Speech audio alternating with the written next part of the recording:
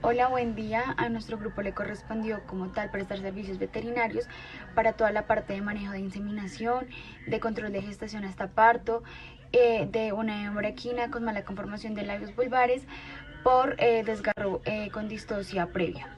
Y nuestro grupo está conformado por Nicolás Morales, David Londoño, Pablo Ordaneta, Daniela Sáenz y quien les habla, Daniela Pulido. Bueno, para entrar en contexto, la parte de la mala conformación de los labios vulvares es de una importancia clínica a nivel de la parte veterinaria, puesto que la mala conformación de esta área va a generar unos problemas en el aparato reproductor de la hembra y lo va a predisponer como tal a una neumovagina, que es problema como tal radica que en la entrada del aire pueden entrar bacterias, entonces puede estar predispuesto a infecciones bacterianas y lo que lo va a conducir como tal a una endometritis.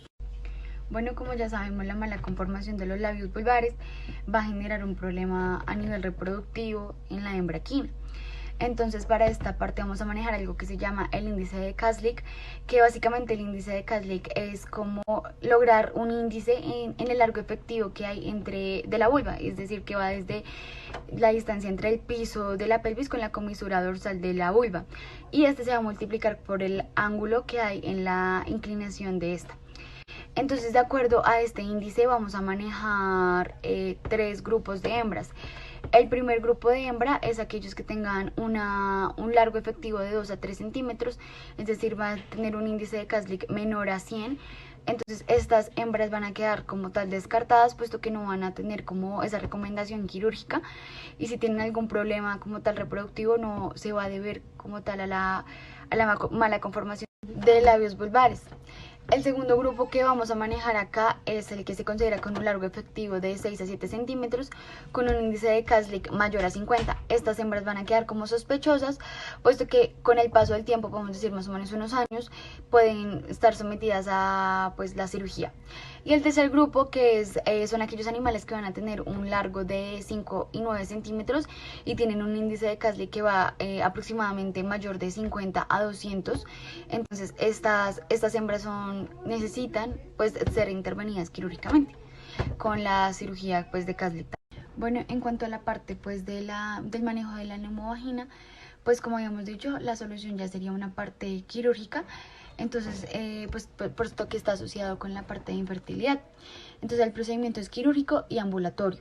Y también se le conoce como vulvoplastia. Entonces, es importante en ese procedimiento saber e identificar a qué hembras se les va a hacer, y que necesitan este procedimiento para mejorar su fertilidad. Entonces, también hay que tener en cuenta, digamos, si se hizo esta cirugía y la yegua previa a una monta, se debe realizar una episiotomía para evitar la lesión del pene del macho, y digamos si es antes de un parto, también se va a hacer una episiotomía pues para evitar ese daño en la fístula recto vaginal. Y también hay que tener en cuenta que entre más cantidad de veces se haga esta vaginoplastia, el tejido fibroso va a ser cada vez mayor. Y lo otro que hay que tener en cuenta es los signos como el silbido al caminar, la presencia de exudado espumoso, aunque pues la mejor como tal evaluación de esta parte sería como tal el examen de la conformación vulvar. Y también toca tener en cuenta que si digamos la parte de la conformación vulvar da infertilidad, toca analizar muy bien esta parte para considerar hacer un examen bacteriológico antes de proceder a la cirugía. Bueno, ahora sí, en cuanto al procedimiento de un manejo quirúrgico en una yegua con una mínima deformación pues a nivel vulvar, entonces lo primero que se va a hacer, se va a mantener el animal de pie, se va a manejar un tranquilizante que va a ser la silacina, que va a ser de 0.5 a 1.1 miligramos sobre kilo, y lo vamos a manejar vía endovenosa. Entonces, para determinar en qué zona como tal vamos a incidir, se van a colocar los dos dedos en el piso de la pelvis con el objetivo como tal de marcar el punto distal e inicio de la incisión como tal hasta la comisura dorsal. Y pues acá lo pueden ver, acá se está demarcando en el piso, en la imagen A se está demarcando con los dos dedos el piso de la pelvis, y en la imagen B la línea amarilla que está atravesando indica el límite de la incisión del piso de la pelvis. Después se va a realizar una triangulación que es como tal para delimitar, y se va a efectuar una incisión en el borde como tal un borde muy delgado entre la piel y la mucosa. Como lo podemos ver en la imagen A, se está realizando una triangulación, y la imagen B ya se está incidiendo, pero de una manera pues muy pequeña. Y como por último, ya después de haber retirado como tal esa capa delgada del tejido, se procede como tal a suturar con una sutura número 0, pero esa base de ácido poliglicólico, que se va a dejar como cerrando los bordes de la vulva, dejando una apertura distal, una apertura en la parte distal. Posterior a esto ya se va a manejar como tal una curación diaria, y se va a manejar con providona ayudada aproximadamente por 7 días, y los puntos se van a retirar entre 10 a 12 días. Y ahora vamos a hablar sobre el manejo quirúrgico para una neumovagina, pero ya estamos hablando que hay una deformación severa de la conformación vulvar. Entonces esto ya se hace cuando, digamos, ya es una yegua que ha sido sometida a muchas vaginoplastias, o a partos severos que pues comprometen como tal la calidad de la vulva. Entonces en estos casos ya no va a ser suficiente la cirugía de Kaslik, sino ya se recurre a hacer una episoplastia en estos casos. Entonces se va a hacer el mismo procedimiento como tal, la anestesia se hace que el anterior, se usa la silacina, el 0.5 miligramos sobre kilo, y también pues el animal de pie, el animal se va a desinfectar en la zona del animal, se va a lavar y demás. Entonces la diferencia en este procedimiento es que se va a agregar como tal a los bordes vulvares un punto de infiltración correspondiente como tal a la comisura dorsal, y acá se va a desplazar la aguja en forma submucosa hacia el interior del techo vulvar. Y acá otra vez se procede como tal a triangulizar, se va a triangulizar la vulva para delimitarla, como se describió anteriormente, y se va como tal a incidir en los bordes, y se procede como tal a la eliminación del tejido pues muerto o dañado, entonces del tejido de la submucosa, creando como tal algo que se llama un colgajo de mucosa en ambos lados, ¿sí? De la vulva. Y posterior a esto se seccionan y se retiran, y se va a lavar la zona, como lo podemos ver acá. Entonces en la imagen A vamos a ver una deshibridación mucosa vulvar, y en la imagen B vamos a ver cómo se retira el colgajo mucoso. Ya después de haber retirado como tal el colgajo de ambos lados, se procede como tal a suturar con un material reabsorbible de tipo de ácido poliglicólico número 0, y se va a iniciar en el borde de la mucosa ventral a la zona desviada, realizando como tal con la aguja como un círculo, pues con el fin de cerrar como tal las paredes de la submucosa. Ya después, como lo pueden ver acá en la imagen, ahí ya se ve como un círculo. Ya después realizándolo pues obviamente desde craneal a caudal, y cuando queda un círculo, ya después realizándolo pues obviamente desde craneal a caudal, y cuando queda un solo borde como tal delgado de la submucosa, se encuentra prácticamente ya cerrado todo el techo y pues bordes laterales de la vulva, y se realiza la sutura pues de la piel a dorsal. Bueno, entonces como pueden ver acá ya se va a la zona, se ve un círculo en la imagen A. En la imagen B se ve ya todo el cierre del techo y bordes de sus mucosos en una posición más caudal, y en la imagen C ya se ve toda como tal la vulva cerrada. Y posterior a esto es recomendable mantener los primeros 3 días con algún antiinflamatorio de tipo pues no esteroidal. Es importante que antes de realizar un tratamiento o un procedimiento en esta yegua, se realice una anamnesis correctamente, la cual nos permite recolectar ciertos datos y cierta información con el fin de tener con claridad qué es lo que sucedió, cuándo sucedió, para que podamos proceder y hacer un diagnóstico y un tratamiento pues más certero y eficaz. Una de esas preguntas más importantes que le realizaremos ya sea al trabajador o al dueño de la yegua que presentó pues este problema de desgarre rectovaginal va a ser cuál fue la fecha de la monta, si fue por monta natural o por inseminación, cuál fue la condición de los partos anteriores que estuvo esta yegua, si los tuvo o si pues es primeriza en partos, cuál fue la hora aproximada del parto y eclosión de las membranas fetales, si se realizaron algunos exámenes previos por parte del personal, cuándo los hicieron y qué datos arrojaron, y si hubo un intento de extracción tanto de membranas, placenta o feto. Esto con el fin de que nos pueda como armar todo el el caso clínico y así podamos proceder de la mejor manera. En cuanto a los signos clínicos, vamos a encontrar que el animal va a presentar principalmente neumovaginia. Esta puede ser acompañada con congestión de la mucosa vaginal. En algunos casos puede presentar el exudado espumoso y también vamos a encontrar que hay un silbido al caminar. Este puede ser pues involuntario o lo podemos inducir. También encontraremos que va a haber un tránsito de gases, heces o pus desde la vagina. Hay una irritación e inflamación de la vagina, del peritoneo o de la piel alrededor del ano. Sus esfuerzos van a ser intermitentes a la hora pues de hacer ya sea orina o pues heces fecales. Va a haber una elevación de la cola más persistente y también vamos a encontrar edema de la vulva. Bueno, referente al diagnóstico, el diagnóstico se realiza fácilmente examinando la vagina y órganos genitales externos. La palpación rectal, la ultrasonografía del útero y el examen con el espéculo de la vagina y los vestíbulos son aquellos que se deberían realizar en cualquier yegua con una lesión aparente. Además de esto, se deberían realizar biopsias uterinas como recomendación en yeguas mayores para determinar si la yegua tiene pocas probabilidades en un futuro de concebir. Se deben tener en cuenta algunos factores antes de realizar intervenciones quirúrgicas para la corrección, como lo son la edad de la yegua, la historia reproductiva de esta y si la cirugía ofrecerá un tiempo adecuado de solución al problema. El diagnóstico se realiza principalmente para poder realizar diferenciar una laceración perineal de una fístula rectovaginal. Y cuando hay sospecha de una laceración, se debe realizar de forma inmediata el valoramiento del tracto reproductivo, que se puede presentar en casos en que la laceración no se extiende hasta la cavidad peritoneal, y en este caso se deben realizar chequeos de la laceración cada 2 semanas.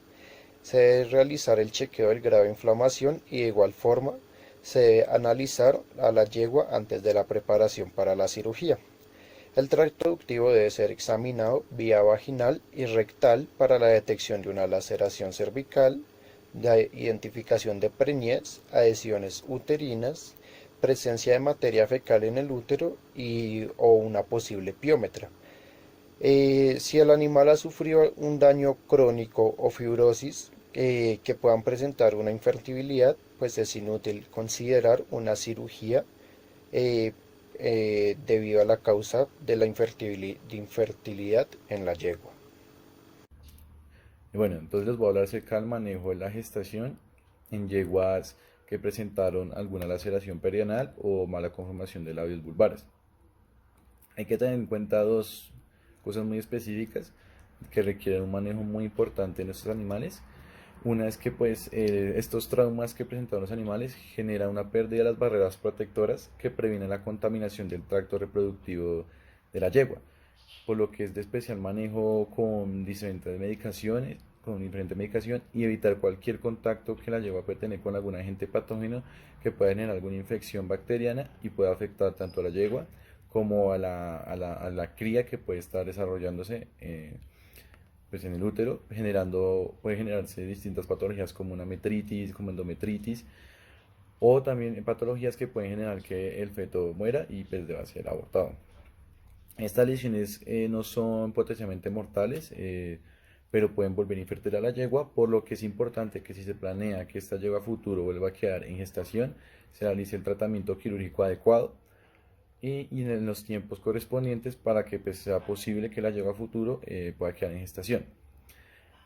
Los pronósticos de los animales después de sufrir las erosiones perianales son buenos y hay animales que alcanzan tasas de concepción hasta el del 75% en la mayoría de los casos.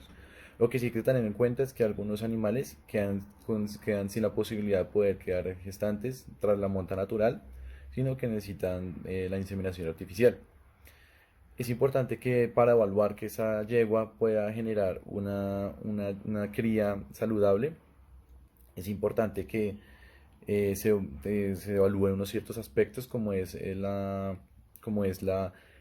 fertilidad de la yegua, la historia reproductiva de la yegua, la severidad de la lesión, si vale la pena hacer la inversión para tratar quirúrgicamente el problema del animal, entre otros muchos factores. Hay que tener en cuenta que después de que la yegua se le realice la técnica quirúrgica, para que la yegua quede en gestación se debe esperar hasta la siguiente época reproductiva para poder, pues, mediante inseminación artificial o monta natural, pues que la yegua quede en gestación. Otro aspecto, y es como el aspecto más importante que hay que tener en especial manejo en las yeguas las cuales sufrieron esta laceración y se encuentran en la gestación, es el manejo de la neumovagina, ya que esta es una consecuencia directa que más se presenta en las laceraciones vulvares. Esta neumovagina genera como consecuencia final el agotamiento de las defensas uterinas y una fibrosis endometrial, lo que puede ser consecuente con una metástasis crónica y generar que la yegua nunca más pueda volver a quedar preñada, o en el caso de que esté preñada puede generar, pues, problemas en el proceso de gestación y generar un fallo en la concepción. Por lo que es de especial manejo con tanto antibióticos, también parte nutricional para volver las heces un poco más blandas y evitar que cuando la yegua realice, pues, sus necesidades, la vulva quede con posible entrada de heces fecales que también puedan generar infecciones bacterianas en el útero o en el tracto reproductivo de la hembra. Entonces es importante que se evidencie que la neumovagina, y en el caso de que se encuentre, pues generar las distintas o tomar las medidas correspondientes para evitar que, pues, el problema progrese y se genere una pérdida económica por la cirugía que se le ha realizado a la yegua, tanto como la pérdida de la posible cría que se puede estar desarrollando. Como vimos anteriormente, los defectos de conformación pueden estar asociados a un componente genético o también pueden deberse a desgarros por distocias en partos previos. En el caso de que haya ocurrido por un desgarro en un parto previo, debe hacerse primero, antes de la inseminación artificial, una corrección quirúrgica, como vimos anteriormente, la operación de Kasklík, la cual nos va a garantizar que esta yegua pueda ser nuevamente utilizada para la reproducción. Sin corrección quirúrgica, las yeguas tienen muy poca probabilidad de quedar embarazadas, pues debido a precisamente las endometritis e infecciones que se generan. Se recomienda siempre la corrección quirúrgica antes o después de la inseminación o la monta. Si ya se hizo una corrección quirúrgica previa, lo más probable es que sea necesaria la inseminación artificial, porque la abertura vulvar queda muy reducida de tamaño. En muchos casos, incluso antes de la inseminación artificial, se debe recurrir a abrir el área suturada para realizar la inseminación y después volver a cerrar. La recurrencia de los desgarros perineales en los partos siguientes es variable en las yeguas que ya han sido operadas por esta condición. Se debe monitorear a esta yegua constantemente en sus partos, ya que la pérdida del tejido elástico y la nueva conformación por tejido de cicatrización hace que el tejido, pues, de la vagina no tenga la misma elasticidad, lo cual lo predispone a desgarros y traumas siguientes. Bueno, ahora hablando como tal de la inseminación, las yeguas normalmente en un programa de inseminación deben ser inseminadas con una dosis de 250 a 500 millones de espermatozoides móviles progresivamente. Se puede escoger entre la inseminación con semen fresco, inseminación con semen congelado, refrigerado. El semen fresco se obtiene, pues, recolectando al semental y utilizándolo enseguida.